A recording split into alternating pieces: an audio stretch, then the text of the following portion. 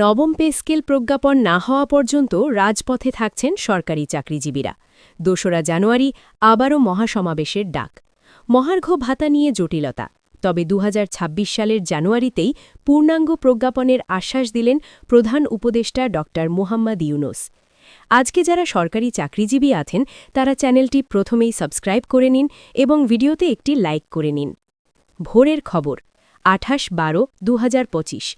২০২৬ সালের শুরুতেই আবারও উত্তাল হতে যাচ্ছে সরকারি চাকরিজীবীদের আন্দোলনের মাঠ। দীর্ঘদিনের অপেক্ষা, প্রতিশ্রুতি আর অনিশ্চয়তার মধ্যে থাকা নবম জাতীয় পে স্কেলের পূর্ণাঙ্গ প্রজ্ঞাপন জারির দাবিতে আগামী ২রা জানুয়ারি ২০২৬ থেকে নতুন করে মহাসমাবেশের ডাক দিয়েছেন সরকারি কর্মচারীরা। সংশ্লিষ্ট সূত্র জানাচ্ছে, এই কর্মসূচি শুধু প্রতীকী নয়, বরং এটি হবে ধারাবাহিক আন্দোলনের সূচনাবিন্দু।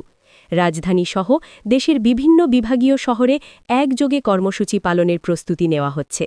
সরকারি চাকরিজীবীরা মনে করছেন, বারবার আশ্বাস পেলেও বাস্তবে এখনও তারা কোনো লিখিত ও কার্যকর প্রজ্ঞাপন পাননি, যা তাদের মধ্যে গভীর হতাশা তৈরি করেছে। সরকারি চাকরিজীবীদের ভাষ্য অনুযায়ী, নবম পে স্কেল নিয়ে দীর্ঘদিন ধরে আলোচনা, সভা ও বৈঠক হলেও সিদ্ধান্তের বাস্তবায়ন বারবার পিছিয়ে যাচ্ছে। কখনো বলা হয়েছে বাজেট ঘাটতির কথা, কখনো বলা হয়েছে প্রশাসনিক জটিলতার কথা, আবার কখনো রাজনৈতিক বাস্তবতার কথা তুলে ধরা হয়েছে। কিন্তু কর্মচারীদের দাবি, রাষ্ট্র পরিচালনার অন্যতম স্তম্ভ হিসেবে তাদের ন্যায্য বেতন কাঠামো নিশ্চিত করা সরকারের নৈতিক ও সাংবিধানিক দায়িত্ব। বিশেষ করে দ্রব্যমূল্যের ঊর্ধ্বগতির এই সময়ে পুরনো বেতন কাঠামোতে জীবনযাপন করা প্রায় অসম্ভব হয়ে পড়েছে। অন্যদিকে চলতি অর্থ বছরে মহার্ঘ ভাতা দেওয়ার বিষয়টি নিয়েও বড় ধরনের আলোচনার সৃষ্টি হয়েছিল। অর্থ উপদেষ্টা ড সালাউদ্দিন আহমেদ একাধিকবার ইঙ্গিত দিয়েছিলেন যে সরকার মহার্ঘ ভাতা দিতে আন্তরিক, কিন্তু শেষ পর্যন্ত সেই ঘোষণা বাস্তবায়ন হয়নি। সংশ্লিষ্ট সূত্রগুলো বলছে, শুধু অর্থনৈতিক সীমাবদ্ধতাই নয়, এর পেছনে কিছু কূটনৈতিক ও আন্তর্জাতিক চাপ কাজ করেছে, যার কারণে সরকার চাইলেও তাৎক্ষণিকভাবে মহার্ঘ ভাতা ঘোষণা করতে পারেনি। যদিও এ বিষয়ে আনুষ্ঠানিকভাবে কিছু বলা হয়নি, তবুও সরকারি অন্দরমহলে বিষয়টি নিয়ে আলোচনা থেমে নেই। মহার্ঘ ভাতা না পাওয়ায় সরকারি চাকরিজীবীদের মধ্যে ক্ষোভ আরও বেড়েছে। অনেকেই মনে করছেন, যখন পে স্কেল কার্যকর হচ্ছে না, তখন অন্তত সাময়িক স্বস্তি হিসেবে মহার্ঘ ভাতা দেওয়া যেত। কিন্তু সেটিও না হওয়ায় কর্মচারীরা নিজেদের আর্থিকভাবে কোণঠাসা অবস্থায় দেখতে পাচ্ছেন। শিক্ষক, স্বাস্থ্যকর্মী, প্রশাসনিক কর্মকর্তা থেকে শুরু করে মাঠ পর্যায়ের কর্মচারী, সব শ্রেণীর সরকারি চাকরিজীবীরাই এই সংকটে সমানভাবে ক্ষতিগ্রস্ত হচ্ছেন। এই প্রেক্ষাপটে প্রধান উপদেষ্টা ড মুহাম্মদ ইউনূসের বক্তব্য নতুন করে আলোচনায় এসেছে। তিনি স্পষ্টভাবে জানিয়েছিলেন যে ২০২৬ সালের জানুয়ারি মাসের মধ্যেই নবম জাতীয় পে স্কেলে পূর্ণাঙ্গ প্রজ্ঞাপন জারি করা হবে এবং সেই প্রজ্ঞাপন অনুযায়ী নতুন বেতন কাঠামো বাস্তবায়ন শুরু হবে ফেব্রুয়ারি মাস থেকে। এই বক্তব্য অনেক সরকারি চাকরিজীবীর মধ্যে সাময়িক আশার সঞ্চার করলেও বাস্তবতা হল, প্রজ্ঞাপন হাতে না পাওয়া পর্যন্ত তারা আশ্বাসে ভরসা রাখতে চাইছেন না। সরকারি কর্মচারী নেতাদের মতে, অতীতে বহুবার এমন আশ্বাস দেওয়া হয়েছে যা শেষ পর্যন্ত আলোর মুখ দেখেনি। তাই এবার তারা সিদ্ধান্ত নিয়েছেন, কেবল কথায় নয়, লিখিত প্রজ্ঞাপন এবং বাস্তব কার্যকারিতা না দেখা পর্যন্ত আন্দোলন চালিয়ে যাবেন।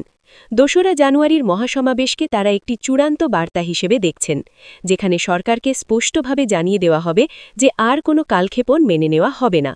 বিশ্লেষকদের মতে, সরকারের জন্য বিষয়টি এখন একটি বড় চ্যালেঞ্জ। একদিকে আন্তর্জাতিক অর্থনৈতিক চাপ, অন্যদিকে অভ্যন্তরীণ রাজস্ব পরিস্থিতি, সবকিছুর মধ্যেই সরকারি কর্মচারীদের দাবি সামাল দিতে হচ্ছে। তবে তারা এটাও বলছেন, সরকারি কর্মচারীদের অসন্তোষ দীর্ঘদিন ধরে জমতে থাকলে তা প্রশাসনিক কার্যক্রমে নেতিবাচক প্রভাব ফেলতে পারে। ফলে সরকার যদি সময়মতো কার্যকর সিদ্ধান্ত না নেয়, তাহলে এর রাজনৈতিক ও সামাজিক প্রভাবও পড়তে পারে। সরকারি কর্মচারীদের মধ্যে এখন একটি সাধারণ প্রশ্ন ঘুরপাক খাচ্ছে, নবম পে স্কেল কি সত্যি জানুয়ারির মধ্যে প্রজ্ঞাপন আকারে প্রকাশ পাবে, নাকি এটি আবারও আশ্বাসের তালিকায় যুক্ত হবে? অনেকেই মনে করছেন, আসন্ন মহাসমাবেশের চাপই হয়তো সরকারকে দ্রুত সিদ্ধান্ত নিতে বাধ্য করবে। আবার কেউ কেউ আশঙ্কা করছেন, বিষয়টি আরও দীর্ঘায়িত হতে পারে। সরকারি কর্মচারীদের মধ্যে এখন এক ধরনের চাপা ক্ষোভ ও অপেক্ষার মানসিকতা কাজ করছে। দীর্ঘদিন ধরে নবম জাতীয় পে স্কেল নিয়ে আলোচনা, আশ্বাস ও বৈঠকের খবর এলেও বাস্তব কোনো প্রজ্ঞাপন না থাকায় কর্মচারীরা মনে করছেন এবার আর শুধু কথার ওপর ভরসা রাখা যাবে না। সেই কারণেই ২০২৬ সালের ২রা জানুয়ারি আবারও মহাসমাবেশে যাওয়ার ঘোষণা এসেছে, যেখানে বিভিন্ন মন্ত্রণালয়, দপ্তর ও অধিদপ্তরের কর্মকর্তা-কর্মচারীরা একত্রিত হয়ে তাদের ন্যায্য দাবির পক্ষে শক্ত অবস্থান নেবেন বলে জানা গেছে। এই মহাসমাবেশকে ঘিরে সরকারি চাকরিজীবীদের সংগঠনগুলো ইতোমধ্যেই মাঠ পর্যায়ে প্রস্তুতি শুরু করেছে। বিভাগীয় শহর থেকে শুরু করে জেলা ও উপজেলা পর্যায়েও সমন্বয় কমিটি গঠন করা হচ্ছে। তাদের বক্তব্য, এবার দাবি আদায় না হওয়া পর্যন্ত তারা রাজপথ ছাড়বেন না, কারণ বর্তমান বাজার পরিস্থিতি, দ্রব্যমূল্যের ঊর্ধ্বগতি ও জীবনযাত্রার ব্যয় বৃদ্ধির সঙ্গে বর্তমান বেতন কাঠামোর কোনো সামঞ্জস্য নেই বলেই তারা মনে করছেন। অন্যদিকে মহার্ঘ ভাতা নিয়ে যে আশ্বাস দেওয়া হয়েছিল, সেটিও বাস্তবায়ন না হওয়ায় অর্থ মন্ত্রণালয়ের ভূমিকা নিয়ে প্রশ্ন উঠছে। অর্থ উপদেষ্টা ড সালাউদ্দিন আহমেদ নীতিগতভাবে মহার্ঘ ভাতা দিতে আগ্রহী ছিলেন, কিন্তু শেষ পর্যন্ত তা কার্যকর করা যায়নি। সংশ্লিষ্ট সূত্রগুলো বলছে, এর পেছনে শুধু অর্থনৈতিক সীমাবদ্ধতাই নয়, বরং কিছু কূটনৈতিক ও আন্তর্জাতিক চাপ কাজ করেছে, যা সাধারণ মানুষের কাছে এখনও পুরোপুরি স্পষ্ট নয়। সরকারি চাকরিজীবীরা মনে করছেন, আন্তর্জাতিক ঋণদাতা সংস্থা ও কিছু উন্নয়ন সহযোগীর শর্তের কারণে সরকারের আর্থিক সিদ্ধান্তে স্বাধীনতা সীমিত হয়ে পড়ছে, যার সরাসরি প্রভাব পড়ছে কর্মচারীদের বেতন, ভাতা ও সুযোগ সুবিধার ওপর। এই পরিস্থিতিতে তারা প্রশ্ন তুলছেন, দেশের প্রশাসন সচল রাখতে যাদের ভূমিকা সবচেয়ে বেশি, তাদের ন্যায্য অধিকার কি বারবার উপেক্ষিতই থাকবে? তবে এই টানাপোড়েনের মাঝেও প্রধান উপদেষ্টা ড মুহাম্মদ ইউনূসের বক্তব্য সরকারি চাকরিজীবীদের মধ্যে নতুন করে আশার আলো জাগিয়েছে। তিনি স্পষ্টভাবে জানিয়েছেন, ২০২৬ সালের জানুয়ারি মাসের মধ্যেই নবম জাতীয় পে স্কেলের পূর্ণাঙ্গ প্রজ্ঞাপন জারি করা হবে।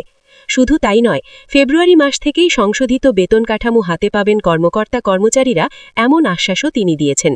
সব মিলিয়ে বলা যায়, ২০২৬ সালের শুরুটা সরকারি চাকরিজীবী ও সরকারের জন্যই অত্যন্ত গুরুত্বপূর্ণ হতে যাচ্ছে। নবম পে স্কেল, মহার্ঘ ভাতা, আর্থিক সক্ষমতা ও রাজনৈতিক বাস্তবতা সবকিছু মিলিয়ে একটি জটিল সমীকরণ তৈরি হয়েছে। এই সমীকরণের সমাধান কোন পথে যায়, সেটাই এখন দেখার বিষয়। তবে নিশ্চিতভাবে বলা যায়, জানুয়ারির ২ তারিখের মহাসমাবেশ শুধু একটি কর্মসূচি নয়, এটি হতে যাচ্ছে সরকারি চাকরিজীবীদের দীর্ঘদিনের অপেক্ষা ও ক্ষোভের প্রকাশের একটি বড় মঞ্চ।